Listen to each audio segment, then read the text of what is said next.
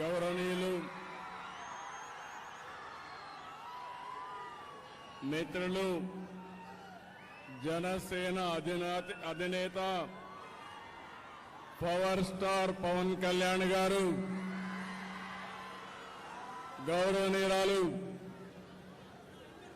ఆంధ్రప్రదేశ్ రాష్ట్ర బీజేపీ అధ్యక్షురాలు పురంధేశ్వరి గారు, వందే మాతరం, వందే మాతరం, వందే మాతరం. అందరికీ నమస్కారాలు. ఈరోజు మనం భారత దళాల పరాక్రమాన్ని కీర్తిస్తూ 175 నియోజకవర్గాల్లో 16, 17, 18 తేదీల్లో తిరంగా యాత్ర పేరుతో ఒక పెద్ద కార్యక్రమానికి ప్రజలే శ్రీకారం చుట్టారు. ఈరోజు ఇక్కడ ఎన్డీఏ నాయకులుగానే మేమందరం నిమిత్త మాత్రులం. ఇది ప్రజా ఉద్యమం అని చెప్పి కూడా నేను మీకు తెలియజేస్తున్నాను. అందులో భాగంగా విజయవాడలో తిరంగా ర్యాలీ మనం అందరం నిర్వహించుకున్నాం. ఉగ్రవాదంపై పోరులో మన రక్షణ దళాలు పోరాటానికి సెల్యూట్ చేస్తున్నాను. అందరూ కూడా గర్వించదగ్గ సైనిక దళాలు మనకుండడం మన దేశానికి ఒక గర్వ కారణం. దీన్ని మనందరం అభినందించాల్సిన అవసరం ఉంది. జాతీయ జెండా చూడగానే అత్యంతమైన ఉత్సాహం, ఉద్వేగం, దేశభక్తి మనందరిలో వస్తా ఉందంటే ఆ జాతీయ జెండా రూపాన్ని రూపొందించినటువంటి వ్యక్తి పింగళి వెంకయ్య ఈ ప్రాంతం వాడేనని చెప్పి మరొక్కసారి గుర్తిస్తున్నా. అలాంటి జెండా చూస్తే దేశ పౌరులే కాదు, ప్రపంచం మొత్తం ఒక ప్రత్యేక గుర్తింపుండే ఏకైక జెండా భారతీయ జెండా అని చెప్పి నేను మీకు తెలియజేస్తున్నా. అందుకని మనందరం ఇక్కడ సమావేశమైంది. పహల్గాం అనంగానే మనలో రోషం వస్తుంది, కోపం వస్తుంది, ఉద్వేగం వస్తుంది. ఖబర్దార్, జాగ్రత్తగా ఉండమని హెచ్చరించే పరిస్థితి వస్తుంది. జరిగిన సంఘటన చూస్తే భార్య ముందరనే భర్తని, కొడుకు ముందరనే తండ్రిని మతం పేరడిగి చంపేశారు. ఇదెక్కడ న్యాయం అని నేను అడుగుతున్నా. అలాంటి సంఘటన దేశం మొత్తం ప్రతి ఒక్కరిలో కూడా ఒక ఆవేశం వచ్చింది. అంతేకాదు ఒక బాధ, ఒక పక్కన ఆవేదన కూడా వచ్చే పరిస్థితి వచ్చింది. ఇవన్నీ చూసిన తర్వాత ప్రధానమంత్రి నరేంద్ర మోడీ గారు ఆడబిడ్డల నుదుట తిలకంతుడు చేసిన ఒక్క ఉగ్రవాది భూమి మీద ఉండడానికి వీలు లేదని ఆపరేషన్ సింధూర్కు శ్రీకారం చుట్టారు. మీరు గుర్తుపెట్టుకోండి, మనం ఎప్పుడు కూడా వేరే దేశాలపైన యుద్ధానికి పోవడం లేదు. కానీ ప్రపంచాన్ని పట్టి పీడిస్తున్న సమస్య ఉగ్రవాదం. ఉగ్రవాదం పైన పోరాడే ఏకైక దేశం భారతదేశం, ఏకైక నాయకుడు నరేంద్ర మోడీ. అందుకని రక్షణ దళాలు ఉగ్రవాదుల్ని ఈ దేశానికి తిరిగి కన్నెత్తి చూడకుండా చేయాలని ఎక్కడున్నా వాళ్ళ మీద మన త్రివిధ దళాలు ధైర్య సాహసంతో ముందుకు పోయినాయి. ప్రపంచ చరిత్రలో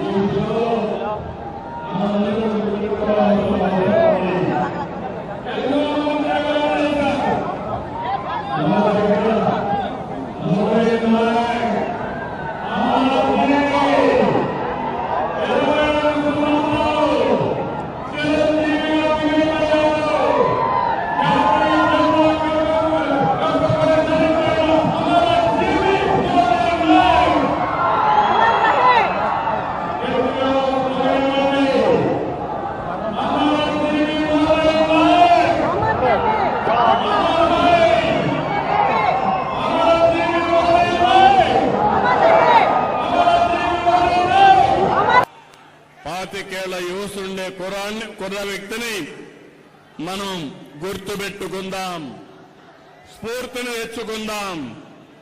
అలాంటి త్యాగదనిని ఆంధ్రప్రదేశ్ రాష్ట్రమే కాకుండా దేశం మొత్తం గర్విస్తుందని చెప్పి కూడా నేను మీకు తెలియజేస్తున్నా. అత్యంత కఠినమైన పరిస్థితులు, సరిహద్దుల్లో రాత్రి పగలు లెక్క చేయకుండా మన దేశాన్ని కాపాడి మనల్ని కాపాడుతున్నటువంటి జవాన్లకి చేతులెత్తి నమస్కరిస్తున్నా. వాళ్ళందరికీ కూడా సెల్యూట్ చేస్తున్నానని చెప్పి కూడా నేను మీకు తెలియజేస్తున్నాను. వాళ్ళు పోరాడుతున్నారు, మనం క్షేమంగా ఉన్నాం. ఈ విషయం మనం గుర్తుపెట్టుకోవాల్సిన అవసరం ఉంది. ఈరోజు మన దేశ గౌరవం, మన బలం, బలగం మన సాయుధ బలగాలే. మనం ఏమాత్రం అధైర్యపడవలసిన అవసరం లేదు. ప్రధాని మోడీ గారి సంకల్పం ఉగ్రవాదులు ఎక్కడున్నా, ప్రపంచంలో ఎక్కడ దాంకున్నా వాళ్ళని తుదమెట్టిచ్చే విధంగా ముందుకు పోయేదానికి చాలా దృఢ సంకల్పంతో ముందుకు పోతున్నారు. ఈ ఆపరేషన్ లో మన సైనికుల ధైర్యం చూశాం, సామర్థ్యం చూశాం, మనం తయారు చేసుకున్న ఆయుధాలని మనం చూశాం. ఈరోజు ప్రపంచ దేశాల్లో భారతదేశం యొక్క ప్రతిష్ట పెరిగే పరిస్థితి వచ్చింది. పొరుగు దేశాల్లో ఉండే శత్రువుల గుండెల్లో రైళ్లు పరిగెత్తించే పరిస్థితి వచ్చింది. మేము ఎవరి జోలికి రాము, ఎవరిపైన యుద్ధం చేయం. తీవ్రవాద రూపంలో మా దేశానికి వస్తే మాత్రం అదే చివరి రోజు మీకని మరొకసారి హెచ్చరిస్తున్నాను. ఇది ప్రతి ఒక్కరి నినాదం కావాలి. ప్రతి ఒక్కరు కూడా అవసరమైతే ఎలాంటి త్యాగానికైనా సిద్ధమవుతామని చెప్పాల్సిన తరుణం ఇది.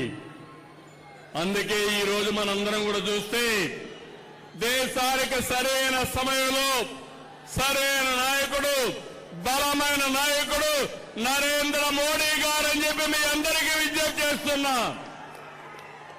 ఇంకొక పక్కన సరైన నిర్ణయం సరైన సమయంలో తీసుకునే సమర్థవంతమైన నాయకుడు కూడా నరేంద్ర మోడీ గారు. అదే మనం నిరూపించాడు. ఆపరేషన్ సింధూర్ అని చెప్పి కూడా నేను మీకు తెలియజేస్తున్నాను.